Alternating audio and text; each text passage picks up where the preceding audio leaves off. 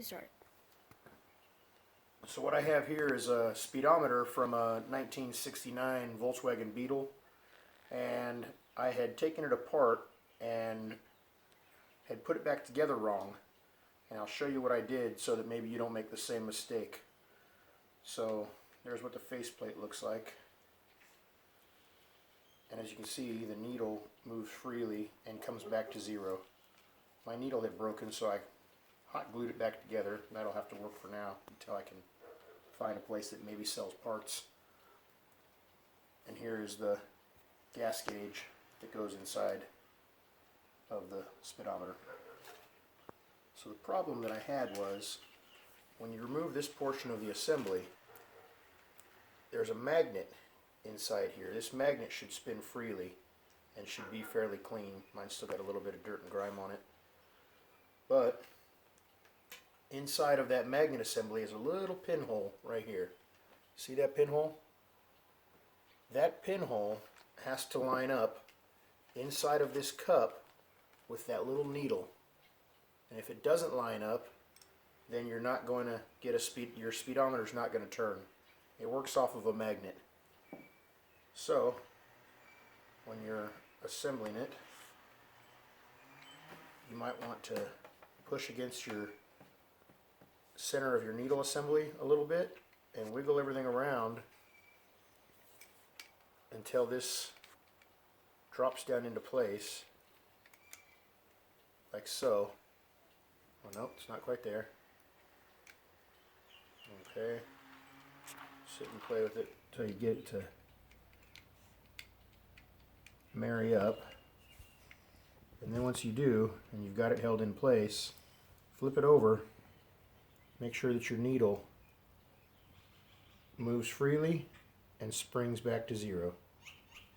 That lets you know that you're not bound up inside here. Oop, I'm still not quite right. The gear's not lining up in front. There we go. We're all dropped down in flush now. Check the needle. My needle's not moving, so I'm not together properly. So I'm going to go ahead and pause the video, and when I come back, I'll have this portion of it assembled. There we are. It's playing. Okay, so I have this screw in and tight, and this screw in and tight, and all of my gears are lined up. You can tell because they're locked up and won't continue. Make sure this bushing is all the way flush. And then you check your speedometer needle, make sure that it's free. After you do that, you're going to assemble it back into the lower housing. Now I'm just doing a partial restore right now, but there's more things I need to buy. These little lens covers in here are colored to give you the proper indication on your dash. And as you can see, some of mine are burnt out and cracked. You can just buy the proper color of plastic and cut it and glue it in yourself. They sell that online at a lot of the Bugs parts stores, or maybe your local VW shop. But for right now, since I'm just working on the speedometer and getting it to where it works, I'm not going to change those. Once I get my electrical harness that I'm going to be putting in, I'll go ahead and pull this back apart. It's very simple. So then you got to drop the speedometer back into place, into the housing. It goes in pretty simply. Well, mine does anyhow. And from the back side, line up everything. Careful not to push on your faceplate. You can reach up inside and push on this metal right here to get everything to come back through. There we go. And that's into place. Go ahead and put a couple of screws in to hold it so that nothing moves. You can just put them finger tight for right now. I'm just going to put one because that holds it pretty steady. And your gas gauge, if yours has this style, some of them are off to the side, slips right into place. And two screws that hold it in place.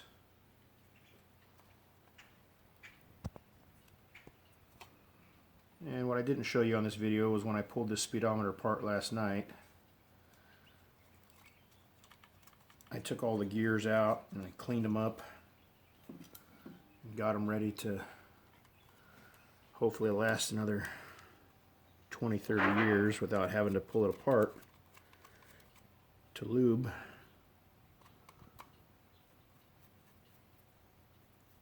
So we got the speedometer. Oops, the screwdriver is a little bit big for these screws, but it'll work.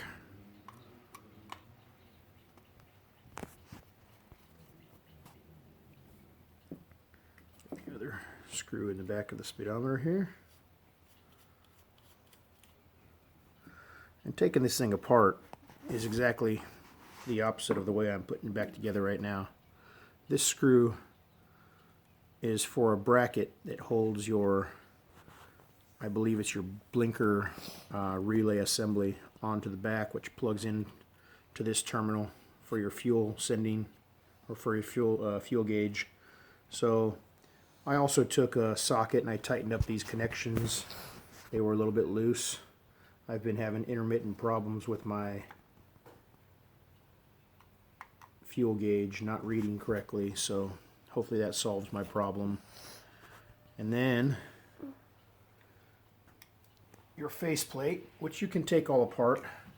This seal around the edge of this bezel here will come out so you can clean the glass, but I'm just going to give it a little wipe down on the inside here, and it's fairly clean. It's pretty well sealed up and nothing gets in there. Then you have two cutouts on your outer bezel, and those line up with the ears on the speedometer itself, and the thing just kind of presses into place. So once you have it lined up, double check both sides. Oh, see, that side's not lined up. Let's press that side on. There we go. And just work your way around, kind of pulling out and pressing down at the same time.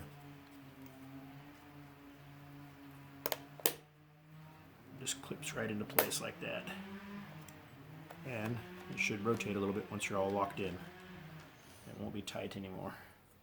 And that speedometer, needle's still moving freely, and all the pieces are in place, is ready to be reinstalled. When you take your speedometer out, make sure you take lots of pictures so you know where all the wires go when you're plugging it back in.